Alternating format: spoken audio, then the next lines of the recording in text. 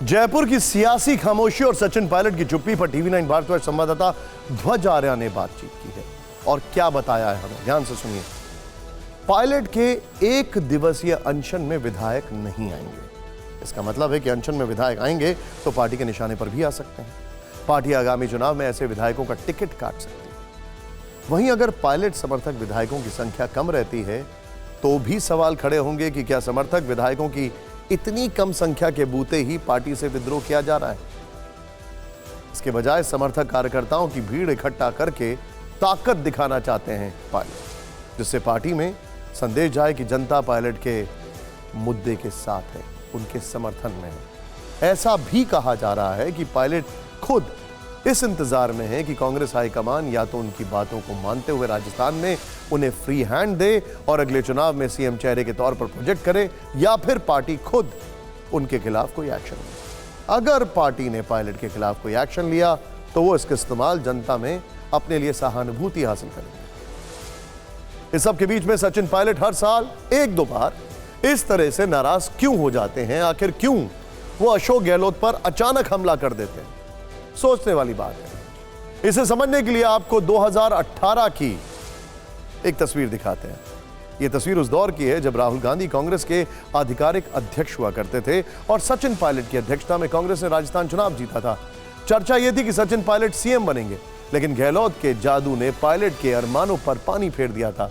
तभी राहुल गांधी ने एकजुटता का प्रदर्शन करने के लिए यह ट्वीट किया था, जिसमें लिखा था, यूनाइटेड कलर्स ऑफ राजस्थान। इसी के बाद से पायलट हाशिए पर आ गए। राहुल गांधी का यह ट्वीट 14 दिसंबर का है। इससे पहले राजस्थान में सीएम की कुर्सी को लेकर पायलट और गहलोत में जबरदस्त खींचतान चली। पार्टी आलाकमान ने गहलोत पर भरोसा जताया तो पायलट मन महसूस कर रहे गए। जुलाई 2020 में सरकार बनने के 19 महीने बाद पायलट गुट ने खुली बगावत की। पायलट खेमे के 19 विधायक दिल्ली पहुंच गए। कई दिनों तक कांग्रेस में खींचतान चलती रही। सितंबर 2022 में जब पायलट के सीएम बनने की खबरें उड़ी, तब गहलोत खेमे की ओर से बड़ी बगावत दिखी। गहलोत खेमे के 82 विधायकों ने गहलोत को हटाने के विरोध में मोर्चा खोल दिया। इन विधायकों ने गहलोत को हटाने पर इस्तीफे की धमकी दी।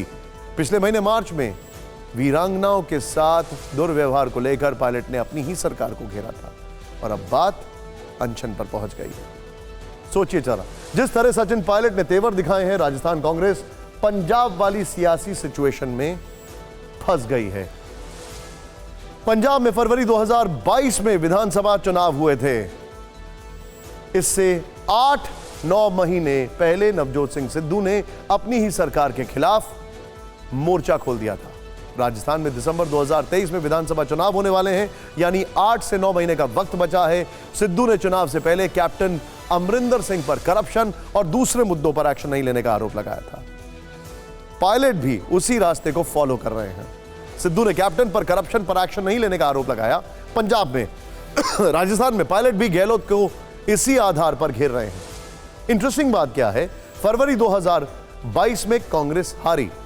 अब यहां पर दिसंबर 2023 में क्या होगा, यह सवाल है। लेकिन एक बात पक्की है कि जब भी इनफाइटिंग होती है तो नुकसान तो होता है। सवाल यह है कि अगर राजस्थान में भी वही कहानी दोहराई गई तो यहां कांग्रेस का क्या हश्र होगा।